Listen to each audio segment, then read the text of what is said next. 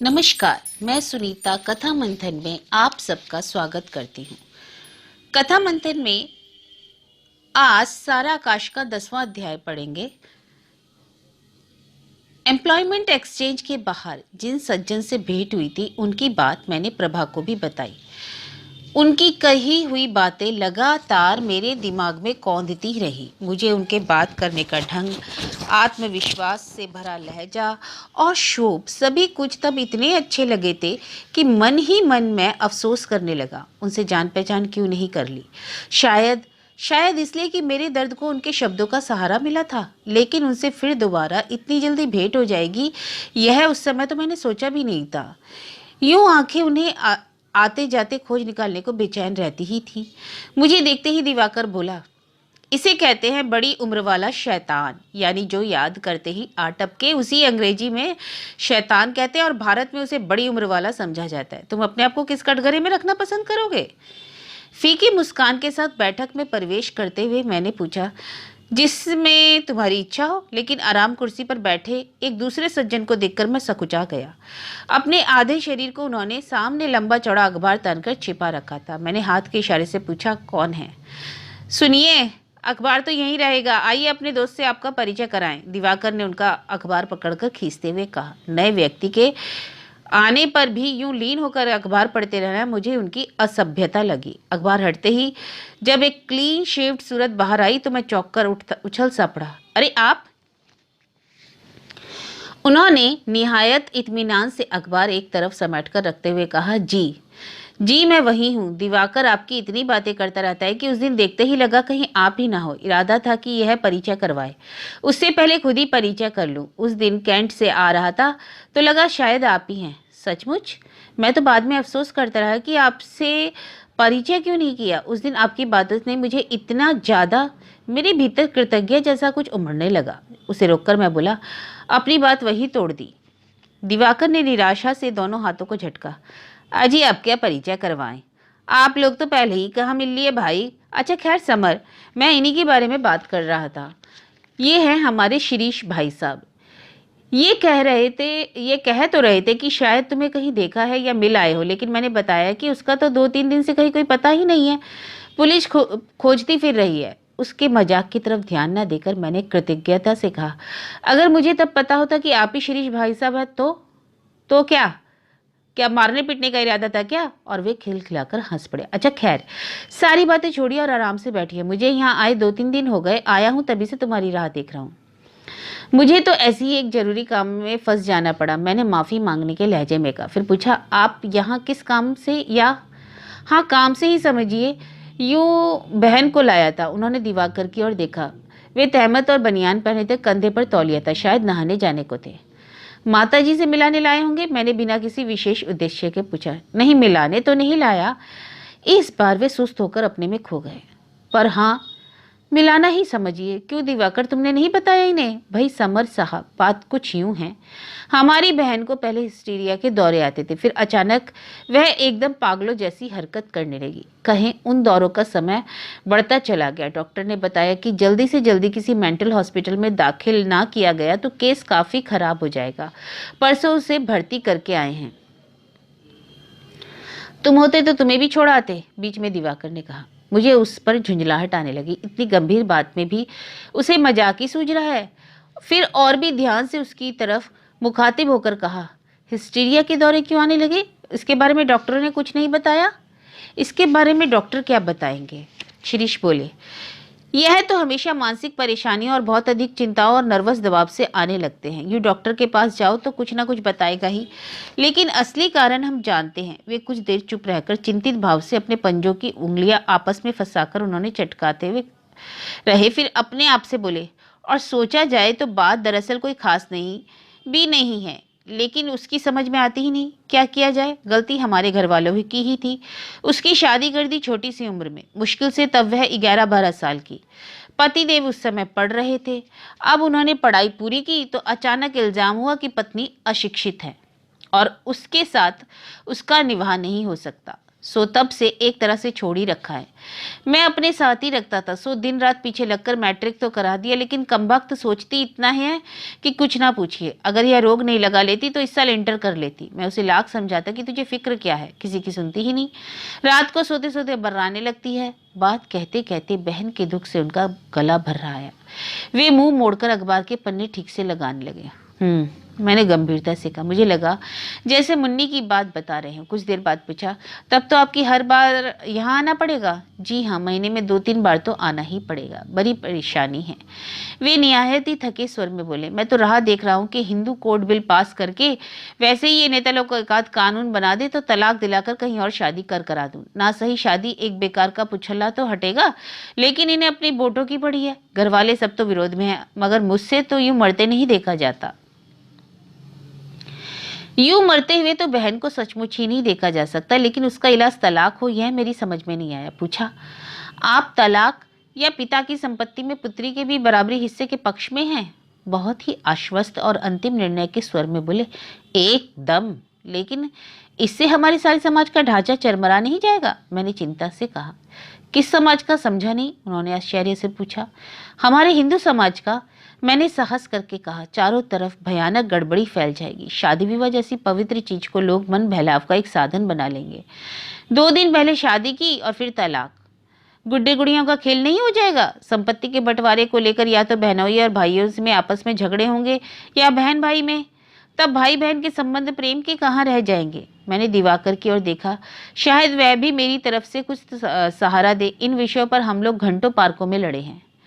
जी, किस तरह का प्रेम? इस बार उनके पूछने के ढंग से ही मैं जान गया कि वे जानबूझकर अनजान बन रहे हैं। शायद मेरी सारी बात समझकर उनका जवाब देने के लिए। इस तरह के प्रेम आप अपनी बहन का इलाज कराने को तो इतने हैरान परेशान हैं, यहाँ लाए हैं और हर 8वें-10वें दिन आएंगे।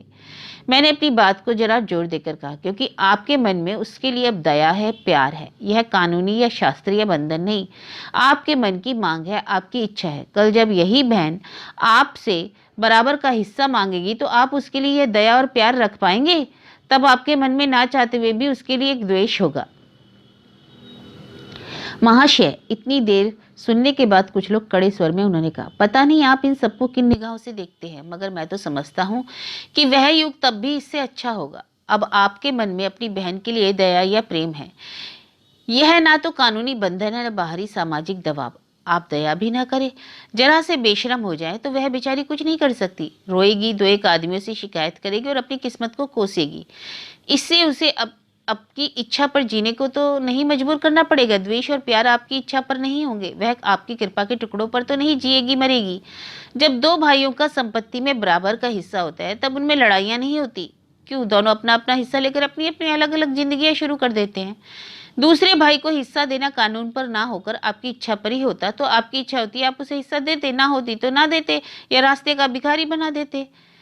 इस तर्क से मैं बौखला गया। इन सब पक्षों से तो मैंने इसे कभी सोचा ही नहीं था। फिर भी हिम्मत करके बोला, खैर जो भी हो, इतना तो मानना ही पड़ेगा कि इस तरह के नियमों से बड़ी गड़बड़ी फैल जाएगी। समाज को चलाए रखने के लिए पुराने लोगों ने बहुत सोच समझकर जो नियम बनाए हैं वे सब उलट पलट हो जाएंगे। तो फिर वे शांत भाव से बोले, हो जाए, इससे क्या होता है? मैं उनके इन छोटे छोटे निर्द्विघ्न भाव से किए गए प्रश्नों से डरने लगा था। खूब सचेत होकर इनकी कहीं कुछ उल्टा सीधा जवाब न दे जाऊं, बोला, इससे अपने यहाँ की सती और आदर्श नारियों की उज्जवल परंपरा एकदम लुप्त ना हो जाएगी? विवाह का आधार या तो स्वार्थ रह जाएगा या वासना का आवेश। माफ कीजिए समर भाई, वे उसी स्वर में बोले, मुझे दिवाकर ने बतलाया था कि आप काफी सोचने मनन करने वाले व्यक्ति हैं, लेकिन देख रहा हूं कि सोचना 2 तरह का होता है। एक होता है हर चीज को तर्क और बुद्धि की कसौटी पर जांचना, और दूसरा होता है भावनाओं के आवेश में घुटना। बुरा मत मानिए, मुझे तो आप दूसरी तरह के प्राणी लगते हैं। उन्होंने 2 उंगलियों से अखबार उठाकर कहा, आप समाज में गड़बड़ी की बात कहते हैं? जरा से आंख खोलकर देखिए ना, कौन सी व्यवस्था और सुंदरता आपको दिखाई देती है। ये आज का अखबार है। लखनऊ जिले में 5000 भले घर की स्त्रियों ने तलाक के लिए प्रार्थना पत्र दिए हैं। इन सबको एक साथ शौक चल रहा है या आपके ख्याल से ये सब वासना से उन्मत्त हो रही हैं? 2 स्त्रियां जलकर मर गई, 4 कुएं में गिर गई, 8 भाग गई या टीवी से मर गई। ये सारी बातें हम लोगों के लिए इतनी स्वाभाविक हो गई हैं कि उन्हें हम यूं ही टाल देते हैं। ये कहीं भी हमें नहीं छूती। मुझे भी बताइए ना, किस सुव्यवस्था की बात आप कर रहे हैं? मैं आपके घर की बातें तो नहीं जानता, लेकिन मुझे एक घर ऐसा बताइए जहां नारी मजबूरियों से घुट नहीं रही। मैं शिक्षित और साहसी औरतों की बात नहीं कह रहा, वहां भी समस्या है, किंतु वे दूसरी तरह की हैं। वे बोलते रहे और कभी मेरे सामने मुन्नी की और कभी प्रभा की तस्वीरें आती रहीं। लगता था जैसे ये सारी बातें केवल उन दोनों को ही ध्यान में रखकर कही जा रही हैं, सिर्फ मेरे लिए ही कही जा रही हैं। मजबूरी में घुल घुल कर और घुट घुट कर मरने को भारतीय नारी की सहनशीलता का नाम देकर मत पूजिए। करोड़ों व्यक्ति के हजारों सालों के इतिहास से निकाले गए दो नाम, सीता और सावित्री। मैं पूछता हूँ, सीता का नाम लेते समय हमारा माथा शर्म से झुक नहीं जाता? निर्दोष नारी के कितने बड़े कलंक और कितनी अमानुषिक यातना को हम लोग झंडों पर गाड़कर पूछते हैं। उनकी इस बात से मेरा मुंह तमतमा आया। मुझे लगा जैसे उन्होंने भरे बाजार में मुझे गाली दे दी। हमारे ऋषि मुनियों के बनाए सारे धर्म नियम आपकी निगाह में बेकार है? जहां तक उन्हें संग्रहालय या म्यूजियम में रखने का सवाल है, मैं मानता हूं कि उनके लिए खूबसूरत कांच की अलमारियां होनी चाहिए, लेकिन अगर उन्हें आप आज के समाज के कानून के रूप में लादना चाहेंगे तो मैं कहूंगा कि उन्हें चूल्हे में रखकर चाय बनाइए और जोर से कहका लगाइए, खुश होइए कि आपने कंधों पर लदे और गर्दन में दांत गड़ाए भालू को उतार फेंका। मेरी उत्तेजना का आनंद लेते हुए जेब में से पैकेट निकालकर माचिस खोजने लगे। उनके द्वारा अपने लिए पेश की गई सिगरेट को मना करके मैं गौर से उनके चेहरे की तरफ देखने लगा।